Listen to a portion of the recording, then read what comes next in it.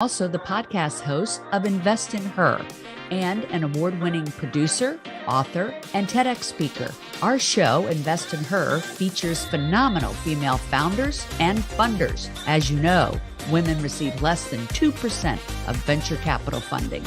Our series is about accelerating the funding of women by connecting them to funding resources. Let's meet today's guest.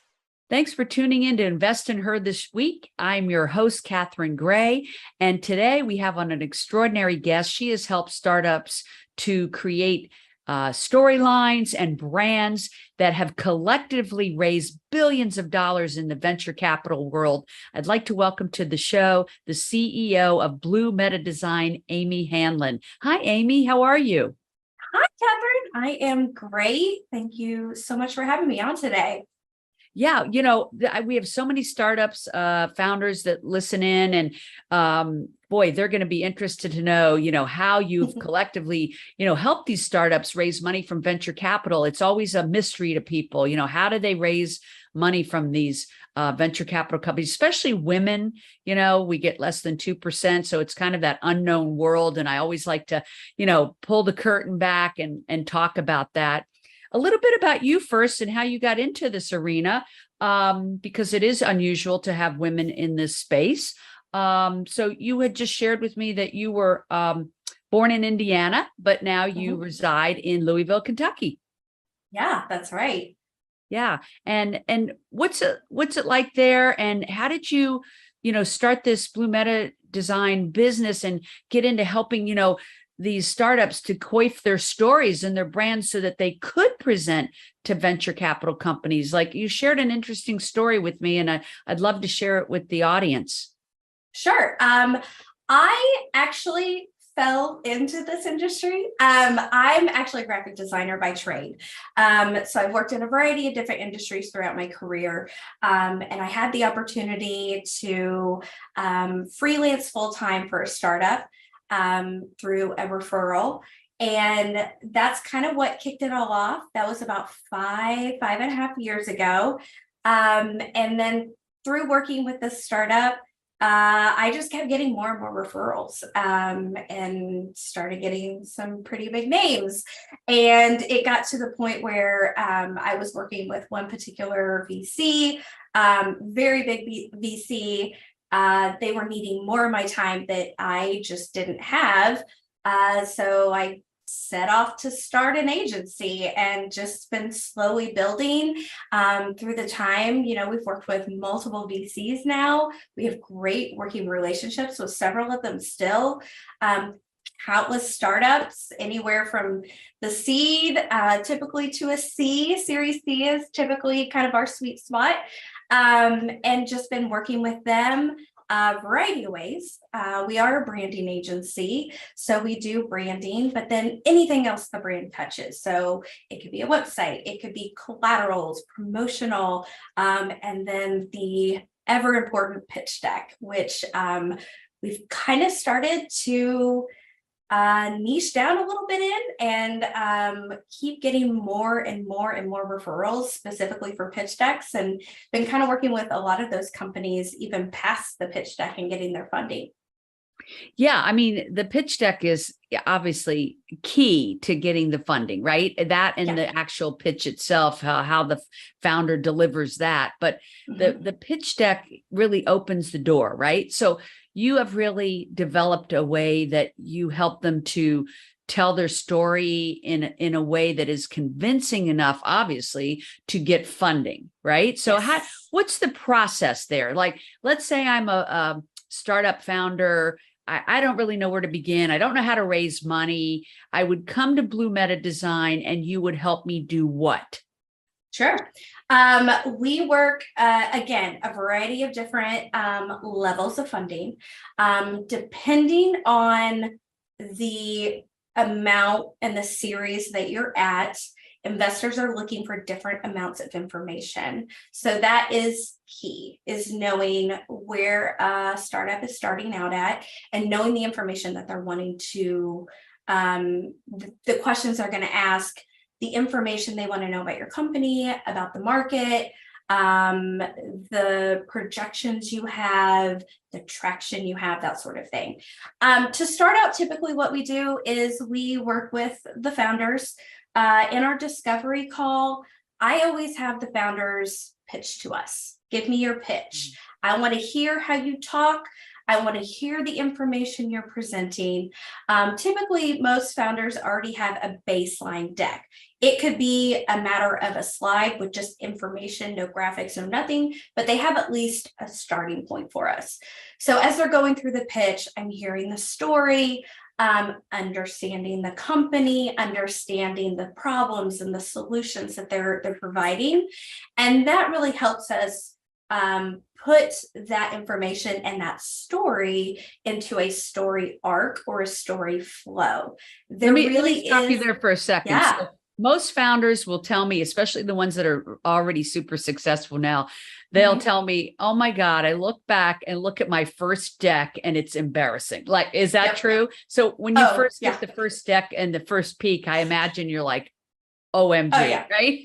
Yes. Yeah. That is totally normal. Yeah. Vast majority of founders are founders. You're not designers. And nothing for anybody to be embarrassed about, right? No.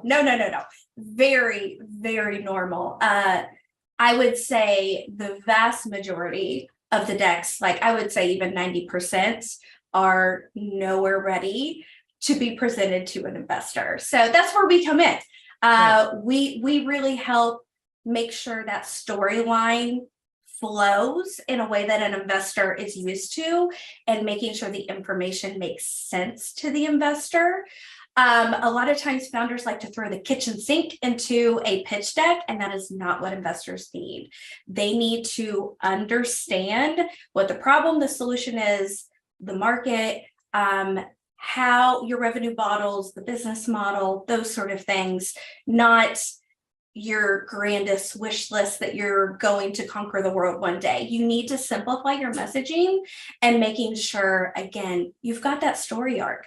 A lot of times people focus too much on the solution and not enough on the problem. And if you don't showcase what the problem is and that your company is there to solve a pain point for people and companies, then it's not going to click what the solution is.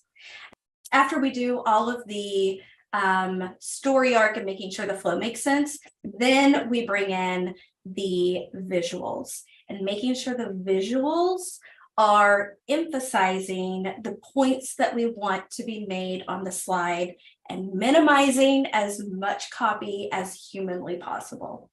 Got it. So it's almost a visual story. And when you interview the entrepreneur, is it about, like you tell about telling the story? Is it like making the story engaging enough that someone wants to hear about the product in the first place? Yeah. It's very, Can you give us an example? Like, do you have a client that you worked with that has an amazing story that you could share with us and has been successful in raising money? Unfortunately, we're under NDAs with all of our clients, so I can't give very specific details. Okay, so just a generalization. Yeah. Typically, so whenever we're working with a story flow, what you want to think through is think back to like really any movie, any book, they all have a story flow. So it's not giving you the best of the story right at the beginning. It's an arc, it's a buildup.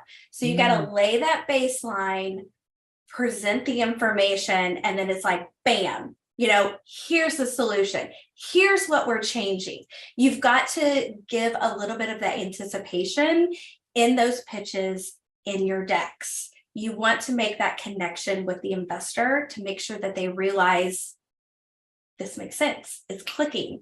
You've got that story up. It's that gradual up and the gradual down. So depending on the company, depending on the vertical, it's going to vary on where that arc is, whether it's right at the beginning, whether it's a little bit more towards the end.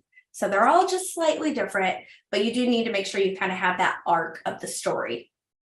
I love that you help people with that solution. I think that's a big obstacle. Like you said, somebody might have a great product idea or service, but they're not necessarily a storyteller or a brand maker. You've also helped people, create digital campaigns that have, gotten as many as, 1 million views. So what part of that do you do for their founders? Like what services do you offer to help boost that online presence, which, today, a lot of people won't invest in you unless you have a big online presence and a lot of followers, right? Yeah. It's really, in the instances where we're working with editorial campaigns, it's a very holistic approach that goes into this. The content is super, super important. That's something we don't actually do. But what we do is we team up with VCs and startups that have the content, but they just need that little extra oomph to create that connection with the reader. So it can be infographics, it can be videos to accompany the campaigns. It can be social media graphics. So whenever you share, it's really making sure that the visuals are emphasizing what the content is, and really making sure that they are interesting and truly telling the story of what the content is saying. Visuals are just another form of communication. It's a visual communication or it's a written communication, but they need to work together. And so you do this not just for the founders, but you do this also for the venture capital firms. We do. Interesting. A lot. We do a lot. Oh, I love that. You know what? I think I have some clients for you. I think, so the venture capital firms want to garner organic traffic as well, is what you're saying. Yeah. One of the VCs that we work with is very well known. I will leave it at that, and are very much a thought leader. So we work hand in hand with the editorial portion of that VC, and it's very much the same as a startup founder. These infographics that we're getting are very basic PowerPoint charts. And what we do is we take that information and just elevate it visually. So it's more of a storytelling element. It's branded to the VC. There's a clear connection. And then it's an easy graphic to share on social media as well, which gets even more traction to the actual post that they're working on or the campaign. I love that. And then I would think another big plus of working with Blue Meta Design as a startup founder is not just in creating the pitch deck, but you all work with all these different VCs. And let's face it, that's, you have to know someone to get into that space, right? To know someone that knows someone. The fact that you work with them, I think, is a leg up in the fact that you connect them. I mean, that's what's help you to be instrumental in helping these startups raise billions of dollars in that venture capital world that's very difficult to tap into, right? So what a unique position you're in. It is a unique position. Like I said, we work with a lot of VCs with editorial campaigns, but we actually do a lot of VC pitch decks too, that have raised, just a single deck has raised $3 or $4 billion. So we work hand in hand with the GPs and the partners. We know what they're looking for from the investors, and that really gives us a leg up that I think a lot of other agencies don't get. We know through the conversations that we have with them what they're looking for, what that story arc needs to include, what the different series of pitch deck, the information that they're looking for, we make sure it's in there because we have those conversations with them and we have that great working relationship with them as well. So we just kind of pass that on to the startups that we work with as well. Wow, that's a definite leg up. And, a lot of people too, when they're founders, they're very focused on their product and service, and they don't know much about the venture capital world. In fact, even knowing, are they a candidate for venture capital? If so, what kind? What venture capital aligns what has a mission statement that aligns with the type of product or service that they're doing. A lot of times people will waste time calling on venture capital firms that don't align with their product or service. So, it wastes everybody's time. So I would think that would cut a lot of that out too by working with Blue Meta Design. So it's a really cool space that you're in, and a really unique position. And I do think founders should check you out and see, how you could help them get a leg up on their pitch deck, their website, their social media, and then connecting to funding if venture capital is the right way for them to go. Of course, VC funding isn't for everyone. What would you say would be the ideal type of company to go after venture capital funding? I think you made a really great point, Catherine, that I kind of want to back up on real quick, is making sure that the venture capitalist firm is a right fit for you. Not only are you gathering financial backing from the VC, but a lot of times there's a lot of other additives that you're getting with a venture capitalist partner. It really is a partnership because they're investing in you, but also keep in mind, it's a business transaction. They're looking for investment back from you as you grow and do well. So the thing you want to make sure is making sure that it's the right partner. There's a lot of VCs that specialize in verticals. There's VCs that specialize in business models and revenue models that they know, and they can be a better asset in helping you growing. So that's something you absolutely should take your time and research, and making sure that you're going after the right fit. If it's not the right fit, it's not going to be beneficial for you. Right. And what would be the ideal company to go after venture capital? One that needs seed funding, or one that wants to raise a series A or B or C, which is millions of dollars, because they want to scale, right? Right. There is there's a wide variety. There's a lot of VCs that are popping up now that run the gamut. There are some that just focus on the seed. There's some that focus on just early stage. So it could be a seed A, B. There's some that only focus on growth, which is your CD and up. So it really depends on where the company is and kind of what you're looking for that funding for. Sometimes it is for product development. Sometimes it's for growth. It really runs the gamut of what you're looking to do. But in this world, speed is the name of the game. So that's a lot of times why you get those funding, is so you can move faster. And when someone's looking for seed money, does that mean that they haven't even started the business, or that they've started the business and they need seed money to grow the business? What exactly is the seed money looking for? I've seen both. I've seen typically a seed is a lesser amount of money. Typically $1 million and below is typically where that seed is. I've seen companies that are established, but just aren't having the traction, but have good, they have the growth traction, but not as fast as what it needs to be to develop to the next phase. So that's where they get the investment. I've seen companies we've worked with that have a product that's active and has been active for like 2 months, and then they're looking for the investment. So these are, I always call the seed companies the baby companies. Like, these are the foundation. Like, you're just getting started, not sure like what the next steps are moving at lightning speed at all times, and really need just kind of that helping hand.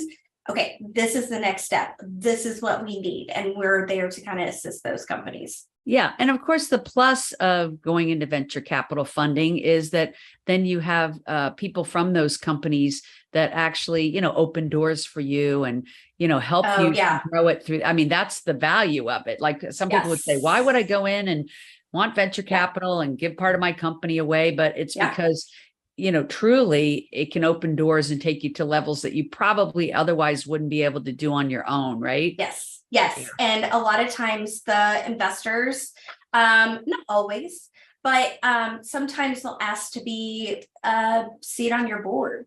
And having that level of person on your board, the optics of that, let alone actually having access to the brain and the inner workings of business as a whole, and like you said, the connections is, I mean, you can't get that anywhere else. Right. Absolutely. Well, I just think you've fallen into a really cool niche. And, I always love for our show to provide resources that help people get the funding, get to the next level. And so I'm so happy to introduce Blue Meta Design to them. How do they reach you, Amy? Yeah. If anyone's interested in learning more about us, take a look at our website, bluemetadesign.com. We're also on LinkedIn and we're on Instagram. Instagram is kind of our additional case study portfolio platform. We don't typically use it as what you would standardly think of, like we're not an influencer or anything on there, but we do have additional work on there if you want to take a look past what's on the website. Love that. Love that. And of course, you all can find me, Catherine Gray, at Invest in Her on Instagram and on LinkedIn, and our She Angel Investors on all of the social media. Amy, thanks for sharing your knowledge and input today. That's so helpful to our listeners. Really great to meet you. And everybody, make it a great week. Remember to invest in her. Remember, if you're looking to launch a business or grow your business, check out our e-course, 6 Ways to Fund Your Business, available at sheangelinvestors.com.